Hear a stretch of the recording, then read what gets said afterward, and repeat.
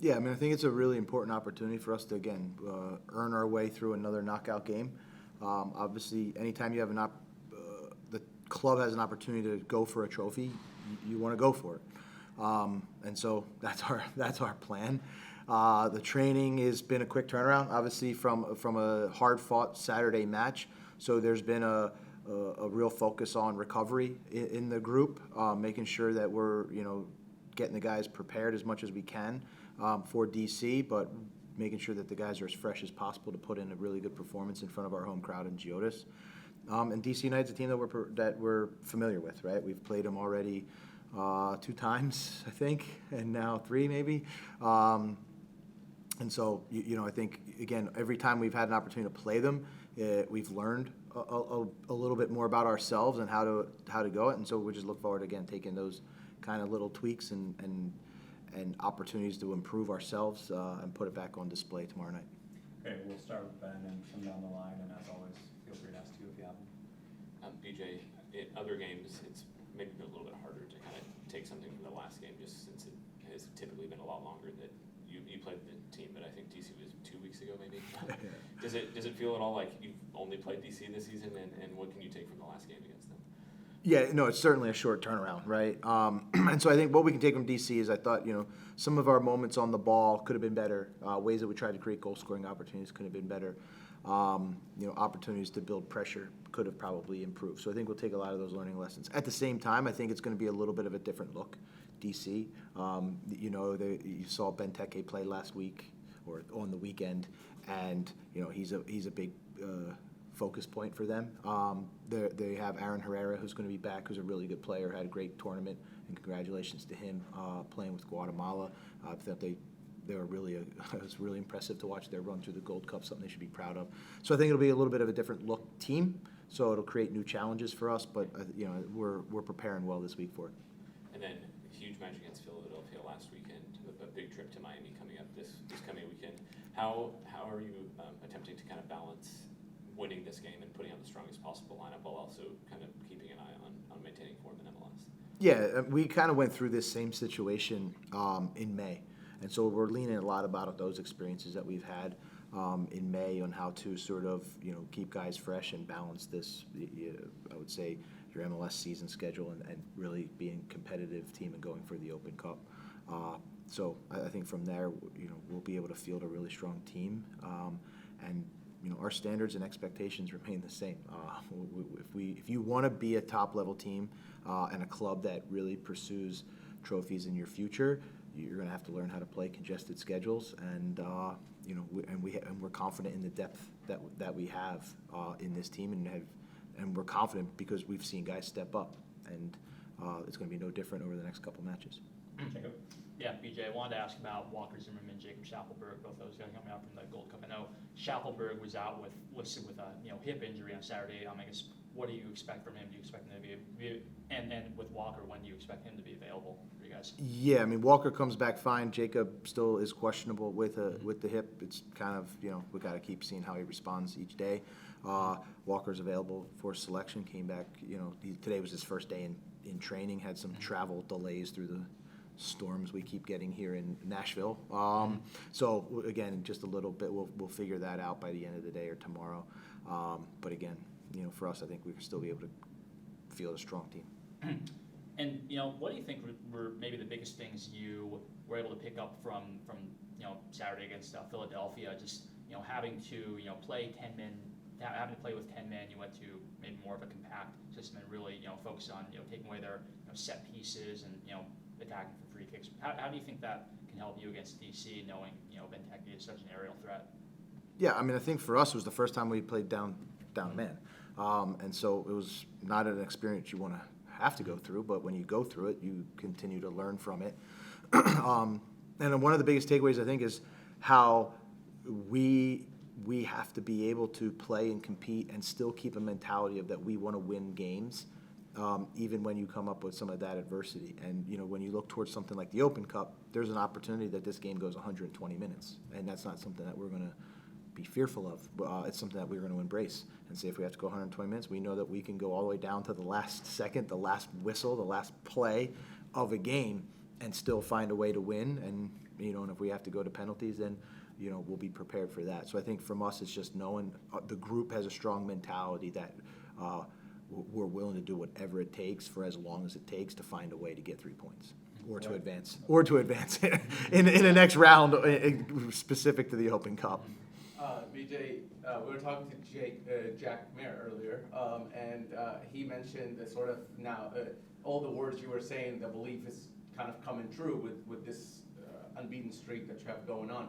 What sort of conversations are you having with the players about this streak, and how important is it to just kind of have that something tangible to kind of hold on to? Yeah, and I don't so for us, I don't think we specifically talk about the streak. I mean, again, we talk about staying consistent the way that we prepare, the way that we want to go about things, but at the same time, challenging ourselves to continue to elevate what we do. We're not asking anybody in this building to do more. All we're saying is, how do we continue to get better at the things that we already do, and really be focused on that. And that for all of us, it keeps us a little bit grounded, in the sense that there's always little things that we can incrementally get better at. And each time we go play, win, lose, or draw, we're able to extract, a couple elements, because each team's coming in to try and do something different and beat us in different ways. And that's just the beauty of it, that each new challenge that we get is an opportunity for us to get a little bit better, and it actually strengthens us and makes us a better team. And hopefully we can continue to get good results, but just kind of become a better team as we hit the home stretch. And then just on Tyler Boyd, obviously coming back from a very long-term injury, has there been any setbacks or updates in his situation and kind of coming back into the field? No setbacks, no real updates. He's sort of in pretty much the progression that we expected, where he's in elements of team training, the introduction to some of those, and then continuing to push just off to the side, but he's back on the field, training, and the progression that he's following is, I would say, as expected. Right. Do you enjoy the congested schedule? I know we talked about May, but now you've got 3 games in 8 days. Do you enjoy that? I mean, I think it's positive and negative. I think we all like the quick turnaround. We all want to be part of games, and so we do like that consistency. But at the same time, I'm probably someone who would rather spend a lot more time on the training ground working with the team, and we get a lot less of that on the field, and we have to do a lot more of that kind of in the video room. So for us, it's just a different challenge. But I think we all like to compete, so the more opportunities and the quicker the time we get to compete, probably the better. Obviously, Sam and Hani have delivered in a huge way for you guys in the goal department, but getting Jacob back, how important is that for you in developing some frontline depth and scoring? Yeah, I mean, again, I think as you go through a congested period, it's another really good player to come into the squad, create competition in the group, and then he has obviously a different profile. So it's another little button you can push when you have a profile like Jacob that can really, I would say, threaten the space behind, make defenses uncomfortable. And so, yeah, I think it's going to be a welcome back into the group. And again, I think we keep talking about it's just another player, him and Walker coming back, that can elevate what we're already doing here. And I think you already touched on it a little bit, talking about the Open Cup and being in these knockout games. Ultimately, you want to win the MLS championship. How much can these knockout games help prepare you for when playoff time gets here? Yeah, in any sort of scenario that you play, when it's one and done, there's an added element of urgency, I would say. And so anytime you can live through those experiences, they're going to pay dividends when if we have to go to the MLS playoffs and sort of live in that environment.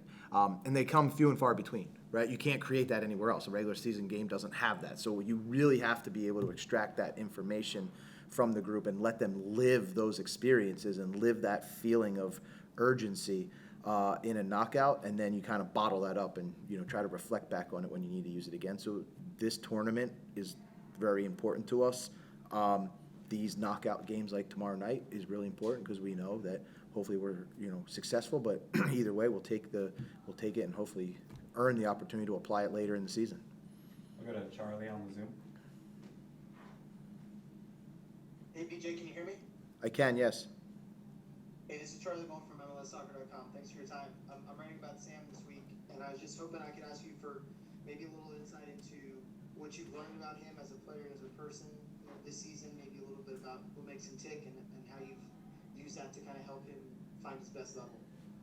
Yeah, I mean, for me, Sam is someone who works on his game a ton. You know, and I think that's a really important attribute to him is, you know, him scoring goals is a byproduct of how much he works at scoring goals, and learning how to position himself and make runs into penalty boxes and read spaces in the defense.